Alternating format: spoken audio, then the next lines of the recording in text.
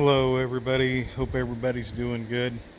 I'm sure everybody's got a uh, bucket or crate or just any kind of container filled with mishmash plugs. You know, the 2 prong, 3 prong, and then I don't know, that's another 3 prong. But anyway, I have a tendency to cut the cord, throw the plug in the bucket, and forget about it. Well, till you get too many. And now that I'm picking up a lot more scrap and a lot more skids, um, time is pretty short. So part of my hoard is I don't throw anything away really. And this is expanded metal. It was a base for uh, shearing show sheep and goats. Yes, you have to make them look pretty. And I thought, well, I wonder what I could do with it with the plugs. And I know all you guys out there that are already doing this are saying just use a vise. Well, with time being so short, I found that I can stick these in here through here uh, anywhere quickly without having to tighten them up. You know, and you're saying, well, if you can't have enough time to tighten up a vise, you're in trouble. And you're probably right. But I found that this is really quick to do a lot of plugs in a short amount of time. So I'm going to try to show you, and of course, a lot of these will probably be the ones that hold onto their wires really well. So let me get you set up, and I'll try to do this quickly. Oh, and I did find that the amount of grip that you use on a vice grip uh, is kind of essential too. You want it to grab but not pull out. So you want to use the curved part of the vice grip to pry, you know, just like normal. But for those of you who haven't done this, you'll find out what I mean when you try it. It's not, some of these plugs hold onto their copper really, really well. All right, well, I'll set you down and try to show you what I mean.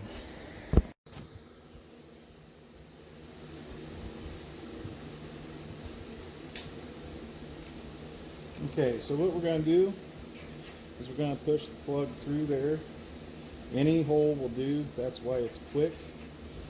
You'll take the curved side and pull it toward you. And see how quick that comes out. And then you don't even have to stop in order to pull them out. And a lot of times the ground wire will stay in there like that. Okay, you still got your brass, but okay, now I just randomly grabbed another plug, and it's a 2-prong, and sure enough, you can just grab it, and that was a little bit more stubborn, but you don't even have to move. Oh, see, I didn't have the vice grip tight enough, so I got to tighten it up and let it pry against itself. And of course, when I'm filming, it won't work. Alright, third time's a charm, and it broke the copper inside. So the plug goes in the empty plug bin. Again, you just grab. The hardest part's doing this with one hand. Take it, opening up the vice grip. See, that ground wire came right out. Now, randomly just pulled out a 2-prong.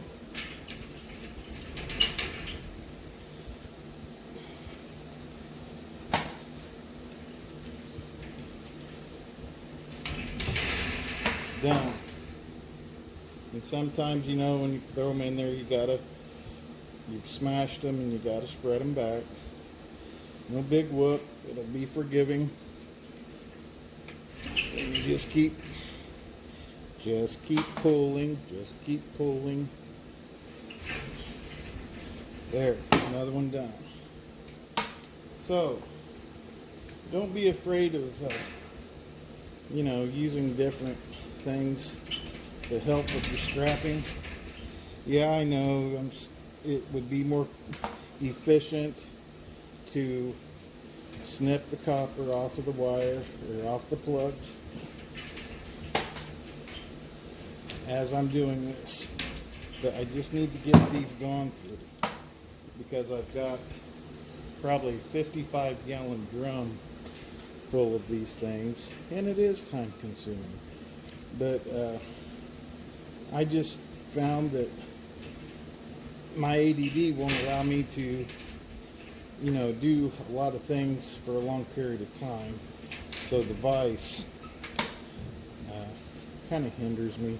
I get bored. See, and when that happens on the stubborn ones, you can pull both ways.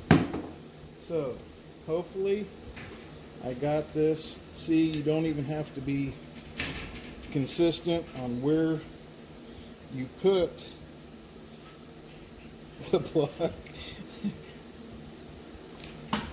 because the expanded metal, it's just enough gap everywhere to allow you to put it. And another thing I found, that you want the expanded metal to be deep enough to where you can pry.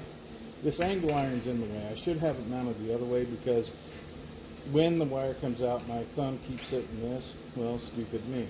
But at any rate, you want whatever you were going to use to be long enough to keep your hands free of obstacles or hazards. And another thing I was going to try was to drill a outlet pattern in some flat steel, but then you would have to have different ones for at least in the States, the plug-ins for some of the air conditioners and some of the other appliances. The prongs are set in different directions.